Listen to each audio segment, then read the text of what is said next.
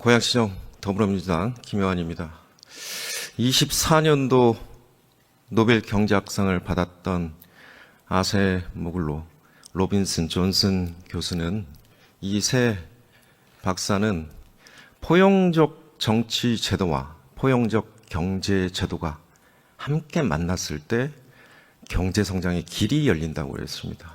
그걸 역사 제도학적으로 증명을 해내면서 노벨 경제학상을 받았습니다. 덧붙여서 권위주의적 독재적 시각에서 이 정부를 운영하면 그 경제 성장은 할 수는 있지만 오래 지속되지 못한다는 결론까지 함께 내리고 있습니다. 대한민국이 12월 3일 이후에 민주주의 위기를 맞았습니다. 그 고스란히 경제적 여파를 우리 민생이 얻어맞고 있습니다. 중소기업, 소상공인, 자영업자, 내수, 소비 추락으로 위기를 겪고 있습니다. 그 경제적 손해를 과연 누가 보상을 해야 될까요? 그 여파를 누가 메워야 되겠습니까? 저는 윤석열 정부에서 몸담았던 국무위원들 모두 책임 있지만 마지막 순간까지 국무위원을 붙들고 있는 순간까지 그 책임에서 자유롭지 못하다고 생각합니다. 우리 경제부총리께 질문 드리겠습니다.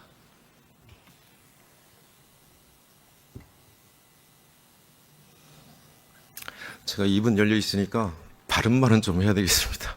네. 잘 들어주시기 바랍니다. 그리고 뭐 그때그때 답도 자유롭게 해주시면 됩니다. 아까 예비비 얘기가 좀 나왔는데 저희가 2.4조 원 감액시켰죠. 총액이 4.1조 원이죠. 2차원인 계시지만 과거 평균 3년 평균 감액으로 처리한 예산이 얼마죠? 이거보다는 많습니다. 3년 평균은. 그래서 마치 이게 4.1조 원 때문에 마치 민주당이 민생을 망치고 경제를 망치고 이런 과도한 해석은 좀 위험하지 않겠습니까? 네? 안 그렇습니까? 뭐 그런 측면도 있습니다. 근데 이제 재해재난과 관련돼서 제가 그때 말씀드렸죠. 그러면 1.6조 재 목적 예비비 남아 있죠? 네네. 그 지출 계획은 지금 짜져 있습니까? 1.6조 중에서 한 5천억 정도는 지금 선거 때문에 지금 저희다 써야 되는. 선거는 그쪽에서 만든 거 아닙니까? 아니요, 제 얘기는. 네? 그러면 아니고 그거는 지금, 추가적으로 저 의원님. 추경 통해서 하면 되죠. 그러니까 지금 네. 상황에서 1.6조 원에 대해서 물어보시니까 네. 제가 답변하는 건 우리가 민주당이 그 감액까지 계산하고 해야 됩니까? 제가 민주당 비판하지 않지 않습니까? 네. 저한테 그러니까. 말씀하시면 안 되시는 그러니까. 거죠. 예. 그러니까 저는 그 5천억 그렇게 물어보시니까 지출 계획 만약 그 5천억이 없다면 5천억, 그러니까 일단 예. 그러고, 그다음에 저희가 다 파악을 해봤더니, 예를 들어서 지금 아동수당이나 이렇게 해가지고. 그러니까 네, 그건 그런 이제 부분들이 의무지출이고. 지금 다, 예. 예. 그런 부분들이 목적 예비비 소요가 오늘 다 들어가 있습니다. 그래서 그래서 이제 그러다 보니까 네. 추가적으로 올해 재해재난이 났을 경우에, 네. 재해재난 났을 경우에 추가적인 게 부족해서 이번에 저희가. 그러니까 추가적인 거죠. 줬습니다. 이번 네. 그러니까 재해를 통해서 발생한 거는 충분히 메울 수 있는 거죠. 추가적으로 재해, 예를 들면 여름에 홍수, 태풍 뭐 이런 거에 그렇겠죠. 대비해서 요번에 추가적으로 목적 예비비 1조 원 올리는 거죠. 여기 기정예산, 네. 지금 예산 예비비가 네. 아니고 네. 각 부처로 녹여 넣지 않았습니까? 네. 네. 그 금액이 비슷하니까요. 네. 지금 예비비 가지고 요번 알겠습니다. 재해까지는 할 수 있었다고 볼 수 있는 것이죠. 알겠습니다. 예. 알겠습니다. 그러니까 그거는 일반회계에서 지금 1.4조 넣은 거고 소방헬기 아까 말씀하신 소방청장님 우리 예결위 개수조정 때 국회에서 소방헬기 도입해야 된다고 그렇게 얘기하지 않았습니까? 그 정부 예산안에 반영 안 돼서 온 거잖아요. 안 그렇습니까? 예, 지금 현재 그리고 잠깐만요. 우리가 예산 뚝 내려주면 완제품이에요? 소방헬기가? 바로 도입합니까? 제품으로 딱 완성돼 있어요? 주문하면 얼마 걸리죠? 대개 도입까지 한 3년 정도. 3년 걸리죠. 미리 준비했어야 되는 거죠. 맞지 않습니까? 예, 지금 이제 넣었으니까 차근차근 제 대비해서 그런 시스템이나 기자재 그리고 소방 헬기까지 이 시스템을 잘 갖추면 될 것 같습니다. 제가 지금 한 10분 정도 남았는데요. 좀 어려운 얘기 좀 더 해야 될 것 같아요. 자, 민주주의 이게 사회적 자본인데요. 저걸 계량화시키면 얼마 정도 계량화시킬 수 있을까요? 한국의 대한민국 민주주의. 12월 3일 이전과 이후를 계량화시킬 수 있겠습니까? 우리 선조들의 그리고 민주주의를 위해 헌신했던 피와 땀, 그 가치들을 어떻게 환산하죠? 이 시스템 복원, 광화문의 우리 국민들의 목소리, 사회적 비용, 이 전체를 어떻게 계량화하죠? 계량화가 안 됩니다. 그렇죠? 그래서 제가 모두의 아즈모울로 얘기를 좀 했습니다만, 우리가 단순히 생산하면서 이렇게 얘기할 때, 이제 F 안에다가 KLT까지 넣죠? 예? 그런데 그 바탕이 있습니다. 민주주의가 무너졌어요. 그러면 그 여파를 최소한 여기 국무위원들이 책임져야 되지 않겠습니까? 헌법 87조 2항. 국무위원은 국정에 대하여 대통령을 보좌하고 국정을 심의한다.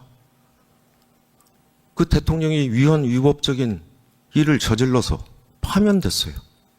여기 계신 국무위원님들, 대통령 어떻게 보좌하셨어요? 왜 위헌위법적인 내란 행위로 인해서 파면됐습니까? 국무위원들께서 책임지셔야죠. 안 그렇습니까? 헌법 7조 1항 국민 전체에 대한 봉사자이며 국민에 대하여 책임진다. 책임을 어떻게 집니까? 그 다음 얘기하겠습니다. 자, 경제성장이 아시죠? 2% 이하 떨어진 거. 그게 작년에 2.0 간신히 치르고요. 23년도에 1.4. 그리고 올해는 모르겠습니다, 제가. 그렇지만 비상계엄 이후 여파로 인한 수치는 있어요. 한국은행 1.6에서 1.7. 저렇게 1차 내수 소비 추락으로 인한 비상계엄 여파입니다. 2월 25일 1.5. 여기도 내수 소비 추락으로 하는 여파입니다. 관세 안 붙었습니다, 아직. 이게 다 비상계엄 여파. 그리고 예정처만 관세 여파를 좀 집어넣었어요. 기재부. 원래 애초 예산안이 2.2였잖아요. 근데 1.8로 1월 2일 날 신년 경제 정책 방향 발표하면서 바꿨어요. 아직 높죠. 그 다음 볼까요? 저 12월 말서부터 한번 보세요. JP모건 1.3, 1.2, 0.9, 0.7, 0.5. 그 이유는 관세 여파가 이제 예견이 된 거고요. 그 다음에 엊그저께 IMF 1.0으로 전망했고요. 내수 소비 추락 플러스 관세입니다. 예정처는 잠재 성장률까지 낮췄어요. 저 부대 의견에 뭘 달았냐면 좀 애둘러 표현했어요. 정치적 불확실성, 계엄, 비상계엄 여파입니다. 자, 0.2면 어떻게 되죠? 잠재 성장률? 우리가 올해 2,500점만 잡고도 0.1이면 2.5조, 5조지 않습니까? 잠재 성장률 5조가 내려간 거예요. 그렇죠? 예정처 말에 따르면. 예. 제가 계산해 봤어요. 저게 내수 소비 추락만입니다. 비상계엄 여파입니다.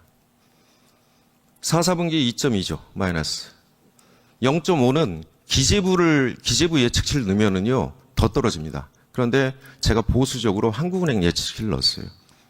마이너스 2.2조, 마이너스 9.2조, 25년. 내수 소비 추락만입니다. 관세 안 들어갔습니다. 자, 이번에 추경 12.2조, GDP, 효과 얼마 있죠? 네, 0.1%면 얼마죠? 지금 2,500조에 하면 2.5조입니다. 국민에 대하여 책임을 지셔야죠. 그 소상공인들, 자영업자, 중소기업들 11.4조는 최소한 경제 여파는 가져와야죠. 예? GDP 효과는 가져와야 되죠. 저희 GDP입니다. GDP. GDP로 계산한 거예요. 한국은행 자료를 활용한 겁니다. 원계열로. 11.4조는 가져오셨어야죠. 2.5조 가져오신 거예요, 지금. 저 금융위원장님. 예, 부위원장 있습니다. 예. 부위원장님, 1차 탄핵소추안 부결됐을 때 그때 시총 얼마 날라갔어요? 그때까지 12월 3일부터. 근데 시점에 따라 다를 것 같습니다. 시점에 따라 다르지만 제가 계산을 해봤더니 144조 날라갔습니다. 금융시장이. 네, 다시 회복한 네. 걸로 알고 있습니다. 회복이 좀 됐지만 왜 회복이 됐어요? 누구 때문에 회복이 됐습니까? 국민들 때문에 회복이 되는 거 아닙니까? 안 그렇습니까? 우리 국무위원들 때문에 회복이 됐어요? 국무위원들 때문에 지금 회복이 된 겁니까? 아직도 회복이 덜 된 거죠. 자, 144조. 그러면 그 당시에 피눈물이 어린 그 돈들이, 주식 투자자 서민들 돈들이 그 시총 때 다 나가 떨어졌습니다. 최소한 죄송하다고 얘기는 해야 되지 않겠습니까? 비상계엄 여파입니다. 네, 그 시장이 단계적으로 좀 많이 반응한 측면도 있는 것 같습니다. 그때 손해본 사람들 어떻게 책임지시려고요? 최소한 사과는 하셔야지. 안 그렇습니까? 자, 지금 이제 추경하자고 그때가 언제냐면 보이십니까? 한 12월 달인 걸로 같은데. 지금 조기 집행하자고, 신속 집행하자고 기재부 얘기했었지 않습니까? 이 수치 한번 보세요. 24년도가 3월 누적으로 41.7%입니다. 집행률이. 25년도 41.7%. 차이가 없어요. 작년하고. 금액은 조금 늘었습니다. 네. 지출이 늘었으니까 그 정도 한 거죠. 그만큼 경제 규모가 커지고 GDP가 커지니까 금액은 절대량으로는 늘죠. 그래서 상대적으로 비교해야 되는 거죠. 안 그렇습니까? 제 말이 틀려요? 의원님 말씀하셨는데 한 말씀만 올릴까요? 네, 그렇게 하세요. 그 아까 12조 규모라 했는데 올해 0.1%포인트는 올해 규정한 효과이고요. 그러니까. 네, 그다음에 두 번째는 기획재정부가 저희 돈을 쓰는 게 아니고 국민의 돈을 쓰는 것입니다. 물론 아까 말씀 그 다음 얘기할게요. 개혁이나 그래서 이런 효과에 이런 그래서- 국민 책임을 말씀하시니까 그래서 제가 얘기할게요. 그런데 저희가 재정의 어떤 재정의 지출은 과연 어떻게 국민 경제에 영향을 주느냐를 고민을 해서 저희가 가져온 것이지 네. 저희가 책임을 안 지기 위해서 작은 추경을 가져왔다는 식으로 말씀하시는 네, 거는 좀 알겠습니다. 동의하기 어렵습니다. 아까 지속 가능성, 재정의 지속 가능성, 건전성 얘기하시던데 23년도 56.4조 세수펑크 내셨죠? 지출 그때 얼마 줄이셨어요? 28조 줄이셨습니다. 28조. 총지출 줄이셨어요. 그때 국토부 장관님 예. 도시주택기금 교통시설 특별하게 또 얘기 드립니다. 예? 안 줬잖아요. 줄 거. 안 그렇습니까? 예. 종합 개정으로 네. 그 다음에 24년도 총지출 또 줄였어요. 19조 정도 줄였어요. 자, 저게 만약에 지출이 그대로 이루어졌다면 관리재정 수주와 국가부채 변화가 있었겠죠. 그렇지 않겠습니까? 저희가 네. 세입에 대한 세수의 네. 추정에 대한 오류가 있었던 건 저희가 인정을 합니다. 네. 그렇지만 그런 범위 안에서 네. 저기 국민들한테 약속한 정부 지출을 하기 위해서 관리재정 수준을 일부 아니, 어떻게 약속을 했어요? 총지출 약속을 저렇게 하셔놓고 28조, 19조 이렇게 줄이고 외편기금, 도시주택기금, 그게 아니고 교통시설 특별하게 다 갖다가 돌려막기 하신 거 아닙니까? 그렇게 예? 하는 것은 저희가 총 지출을 갖다 맞추기 제가 위해서 그걸 얘기하려고 하는 게 아니고요. 올해 세수펑크 얘기하려고 그러는 거예요. 올해 세수펑크. 저 차관님 들으셨죠? 제 무당 같은 발언. 작년에 32조 펑크 난다고 말씀드렸고 30.8조 세수펑크 냈어요. 그때 결산 때입니다. 이 자리. 올해 40조 플러스 알파입니다. 40조 플러스 알파. 다음 차기 정부에 이 정부가 세수펑크 낸 겁니다. 국토부 장관님. 올해 교통시설 특별회계 도시주택기금 또 안 나간다면 이 정부에서 만든 겁니다. 자기 정부가 만든 거 아닙니다. 네, 마지막으로 한 말씀 드리겠습니다. 그 세수 부분에 대해서는 여러 가지 것 때문에 저희가 뭐 하방 위험이 분명히 있는데 지금 위원님이 말씀하시는 건 올해는 뭐 그렇게 맞지 않을 것 같습니다. 네. 네, 그러니까 올해는 뭐 보시죠. 네, 네. 아니 그때 제가 맞지 않다고 그러지 않았었습니다. 마지막까지 지켜보시라고 왜 격려 안 하시냐고 저한테 뭐라고 하셨지 않습니까? 맨날 뭐라고만 하고 격려도 안 해준다고. 예, 예, 김영환 의원 정리해 주시죠. 네. 네. 자, 그러면 지금부터 잠시만 주목해 주시기 바랍니다. 제가 구독자분들을 위해서 선물 하나를 준비했는데요. 제가 항상 여러분들께 드리는 말씀이 있습니다. 뉴스만 평소에 잘 챙겨보셔도 돈이 되고 돈을 벌 수 있다라고 말씀을 드렸는데요. 여러분들은 여기 보시는 삼성전자 뉴스를 보고 어떤 생각이 드세요? 아니면 정치인들의 뉴스, 날씨 뉴스를 보고는 어떤 생각이 드시나요? 그냥 뉴스만 보고 끝내는지 아니면 이 뉴스를 어떻게 이용할 수 있는지 이 부분을 고민하고 계시는지를 되물어보고 싶습니다. 그 이유가 뭐냐 하면 제가 지난번에 여러분들께 뭐라고 말씀을 드렸었죠? 지금은 반도체 섹터를 눈여겨보셔야 한다고 말씀드렸습니다. 그리고 나서 이런 썸네일들 뉴스를 통해서 많이 보셨을 겁니다. 반도체 내용이 이슈가 됐을 때 부자들은 어떻게 생각한다? 반도체 관련주들은 뭐가 있는지, 어떤 종목이 가장 좋은지, 어디에 투자해야 돈이 몰리는지 자연스럽게 생각한다고 제가 말씀을 드렸죠. 그 이유가 뭐냐 하면 부자들이 봤을 때는 이슈가 곧 돈으로 이어지고 그 이슈가 나에게 돈을 벌어준다는 경험적 확신이 있기 때문에 부자들은 항상 이런 사회적 이슈를 관심 있게 챙겨본다고 제가 말씀을 드렸습니다. 이번에도 마찬가지인데요. 제가 지난번에 시청자분들과 함께하는 주식으로 수익 내기 이벤트를 진행했었죠. 당연히 100% 무료로 진행을 했었고요. 여기 보시면 아시겠지만 제가 지난번에도 구독이라고 보내주신 모든 시청자분들께 반도체 관련주 중에 가장 크게 급등할 딱 한 종목, 많은 종목도 아니라 한미반도체 한 종목을 여러분들께 추천드렸어요. 그러면서 여기 나와 있는 대로 정확히 얼마에 매수해야 하는지, 그리고 수익률이 어느 정도 나왔을 때 팔아야 하는지를 이런 부분들까지 여러분들에게 정확히 알려드렸었는데 지금 실제로 어떻게 되었다? 오른쪽을 보시면 아시겠지만 제가 지난번 문자 발송으로 이 한미반도체를 소개해드리고 나서 실제로 이렇게 5배 이상 어마무시한 상승이 나왔습니다. 100만 원만 투자를 했어도 무려 500만 원이 넘는 수익금이 생긴 거죠. 그래서 당시에도 굉장히 많은 분들이 제가 드린 이 한미반도체로 수익을 내실 수가 있으셨을 텐데요. 다시 한번 축하드린다고 말씀을 드리겠고 이번에도 마찬가지입니다. 앞으로도 2024년, 2025년 계속해서 기대해볼 섹터는 AI입니다. 그 중에서도 AI 반도체는 그 누구도 부정할 수 없는 미래성장 산업입니다. 그러면 우리가 어떻게 생각해 볼 수 있을까요? AI 반도체 종목 중에 앞으로 크게 대장 역할을 하면서 10배 이상 급등할 수 있는 텐베거 종목을 지금부터 열심히 추적해야 한다는 겁니다. 큰 돈을 투자하지 않더라도 월급의 일부분 아주 소액이라도 이 종목을 모아가야 수백 %의 수익률을 손에 쥘 수 있는 것이죠. 지금 여러분이 보고 계시는 이 유튜브 또한 AI 반도체와 아주 밀접한 연관이 있고 반도체야말로 대한민국의 핵심 산업으로 앞으로 더더욱 시장은 성장할 수밖에 없습니다. 그렇기 때문에 제가 이번에도 뭘 보내드리고 있냐면 지난번과 똑같이 구독이라는 문자를 보내주시면 제가 AI 반도체 관련주 중에 앞으로 대장주 역할을 하면서 주가가 가장 크게 급등할 한 종목을 여러분들께 문자 발송으로 종목명과 사고 파는 시점을 모두 알려드릴 건데요. 그 문자를 받고 여러분들이 주식으로 돈 버는 연습을 한번 해보셨으면 좋겠고요. 혹시라도 나는 주식을 하지 않는다 하시는 분들은 주변에 주식하시는 지인분들에게 말씀을 해주셔도 되고요. 아니면 연세가 있으셔서 투자가 어렵다 하시는 분들은 이 종목을 자녀분들에게 한번 사봐라. 이걸로 한번 수익을 내봐라. 이렇게 조언을 해주실 수도 있는 거겠죠.